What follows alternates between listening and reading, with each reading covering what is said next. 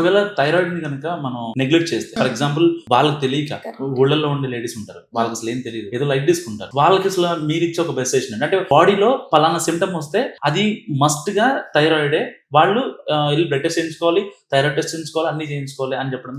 General గా thyroid disorders కొంచెం silent గానే ఉంటాయి. అంటే అంటిల్ అన్లెస్ అది షూటప్ అయిపోయి మనకి ఇది TSH 5 అనుకోండి, ఐడియల్ రేంజ్, అది 15-20 కెలిన్ కేసెస్ లో అప్పటికప్పుడు డాక్టర్ దగ్గరికి వెళ్తారు. అంత షూటప్ అయ్యేదాకా చిన్న చిన్న సిమ్టమ్స్ ని మనం బాడీ ఇగ్నోర్ చేస్తాం. అరే కాన్స్టిపేషన్ కదా అకేషనల్ గా, కొంచెం ఈ నెల 2-3 kgs కదా వెయిట్ గెయిన్ అయ్యి, నేను సరిగ్గా పడుకోవట్లేదేమో, సరిగ్గా తినట్లేదేమో, ఇలాగా మనకి ఒక డిసీజ్ అనుకోండి ఒకటే సిమ్టమ్ ఉంటుంది, కానీ సిండ్రోమ్ కానీ డిజార్డర్స్ కానివ్వండి అవి 4-5 సిమ్టమ్స్ కలిపి వస్తాయి. సో మనము ట్రాక్ చేయాలి అన్నా కూడా ఒక 6 months ఒకసారి ఫ్యామిలీ హిస్టరీని డిపెండెంట్ పెట్టుకొని లేదా మీ సిమ్టమ్స్ ని పెట్టుకొని మనం టెస్ట్ చేసుకుంటే బెటర్. కానీ జనరల్ గా థైరాయిడ్ ఇంబ్యాలెన్సెస్ మెటబాలిజం ని దెబ్బతీస్తుంది. సడన్ వెయిట్ లాస్ కానివ్వండి, సడన్ వెయిట్ గెయిన్ కానివ్వండి, పీరియడ్స్ స్కాంటీగా రావడం కానివ్వండి, అదొకటి. అండ్ మనకి నేను ఇంత చెప్పినట్టు కాన్స్టిపేషన్ కొన్ని కేసెస్ లో కనిపిస్తాయి, కొన్ని కేసెస్ లో కనిపించకపోవచ్చు. యాంగ్జైటీ, హార్ట్ రేట్ ఎక్కువగా కొట్టుకుంటున్నట్టు అనిపిస్తూ ఉంటుంది.